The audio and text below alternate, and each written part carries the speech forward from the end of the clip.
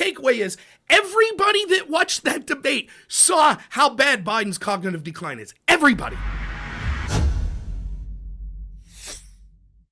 I don't know what I could bring to the table here that any of you that watched couldn't come up with yourself. I'll analyze the debate as a professional debate person. No, that's a joke. I'm no longer a professional. I was a collegiate debater and then a debate judge and coach for 8 years.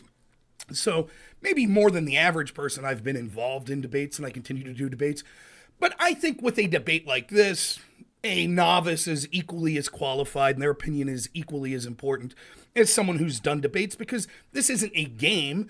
It's whoever an individual thinks won.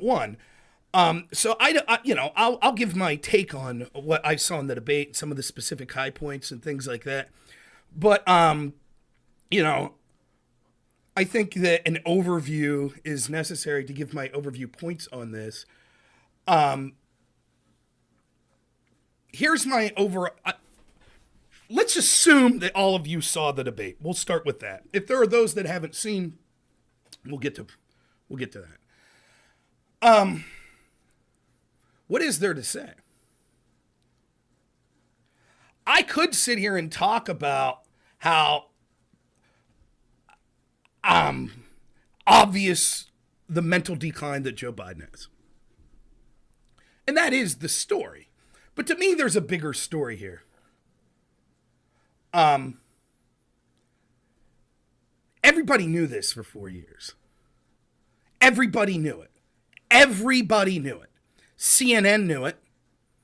Biden's family knew it. Everyone in the Biden administration knew it. The generals know it. The intel agencies know it. The academics know it. They all knew. All of the people that I've been debating since 2020 on Joe Biden, when I was like, this guy's clearly got dementia, he's clearly got cognitive decline, they knew it. The people like Merrick Garland that are being held in contempt for refusing to release the audio tapes of Biden's interview with Special Counsel Hur, they know it. They know what those tapes show. That's why they don't want the tapes out. Hur knew it. Robert Hur knew it. That was like, I'm afraid if we put this guy in the stand, he would just come across as a sympathetic, dementia-addled old man. He knew it. Everybody knows. We are the biggest country, government-wise, in the history of the world. We exist in a time where, for better or worse, the United States is still the most powerful country in the world. I think for better, obviously. We exist in a time of global economies, of potential world wars with world-ending weaponry. And the guy that's running the show doesn't know where the fuck he is at. And everybody knows it. And we all have to pretend that the emperor's wearing clothes. We have to pretend. We have to. What are you talking about? I don't see the... it's the old... They know they're lying. We know they're lying. They know we know they are lying. And yet still they lie. That's the story tonight. We just talked about this last night. What is the real separation between me and those that I disagree with? Is that I'm conservative and they're progressive or liberal? No. Is it that I'm for small government and they're for big government? Closer to that, but no. It is that I am a populist and that they are institutionalist. They trust the institutions and I don't. That is where I draw my line of who's on my side and who's not. Is it true that I'm right-wing? Yes. Is it true that I'm a Christian conservative? Absolutely. Do I have political beliefs that stem from that? Of course. But the majority of my political beliefs are how corrupt our institutions have become and that they control the show without the will of the people. In fact, they hold contempt for the people. And if tonight didn't show you that these people in these institutions and those that defended them have lied to you in the most blatant of ways, I don't know what else can. The only thing that you could put similar to it, and I was just talking to a journalist friend of mine, Todd Bartley, was Fetterman's debate with Oz, where it was evident right out of the gate, like, oh my God, all of the rumors were true, that Fetterman had this stroke and he's really bad and he doesn't know where he's at half the time. He can't really speak. Remember, there was a journalist that interviewed Fetterman, like from NBC or something, and was like, whoa, he was really out of it. And all the media attacked. How dare she say that? It was true. The only difference between Fetterman and Biden is Fetterman actually sounded more capable. And Biden has been in office for 4 years. And everybody knows this. Everybody knows there's a reason he doesn't do press conferences off the cuff. Everybody knows when they're telling us, trust us, behind the scenes, Biden's sharp as a tack. We find it outrageous, these attacks on his cognitive ability. They all know that's bullshit. That's why they keep him hidden. That's why they feed the press questions to ask Biden. David says they're going to replace Biden as nominee. The only question is who. I agree. I think he'll be replaced. Absolutely. Which is why tonight ultimately is probably a loss for Donald Trump, which we'll get to.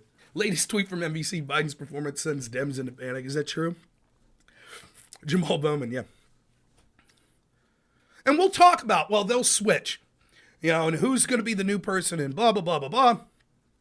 But the same people that lied to you for 4 years, there's no signs of cognitive decline with Biden. Now all of a sudden, when push comes to shove, what do I say all the time? I just talked about this last night. When you're on the side of these institutions, you're only on their side as long as you're useful to them. As soon as you're not, they'll cut and run. So there'll be those tonight that'll be trying to gaslight you. No, actually, Biden's performance was great. One of the greatest debate performances we've ever seen. There will be those. You'll have the Keith Olbermans and folks like that that'll say that stuff. That's right. That's my guess how it'll go. Guess who farted? There'll be a medical issue that just sprung up. I'm doing fine, Zen. And that's fine. And when it happens, we'll be talking about it. But remember moments like tonight. And if there's one thing that I hope people got from my depressing-ass show last night, if you didn't catch it, you can go back and watch the redo. These seminal events happen in our lifetime, culturally and politically. Shit that's outrageous. Me in early June 2020, talking about my governor, Tom Wolf, that threatened business owners if their counties didn't stay locked down. Called them cowards. Said they wouldn't get federal funding and he would remove their business license. Meanwhile, a couple days later, he violated his own lockdown order. Thank you, Brad. I appreciate it. To go march with Black Lives Matter, who days earlier had committed riots in Pennsylvania or in Pittsburgh and Philly. That shit happened. No one was held accountable. You go back and you look at that and you go, my God, I forgot how bad that was. That's what tonight is. 3 months from now, we'll be talking about something completely different. And we'll be pretending that these people still have credibility. The mainstream media people, the people in the Biden administration, the Democrats, all of these people that lied to you for 4 years that Biden didn't have cognitive decline. I'll be on a panel with Pisco or Dylan Burns or Destiny or Pondering Politics or Hutch or I'm Really Important or any of these other bootlicking Democrats that you see me talking to all the time that have told me for years, I don't see signs of Biden's cognitive decline.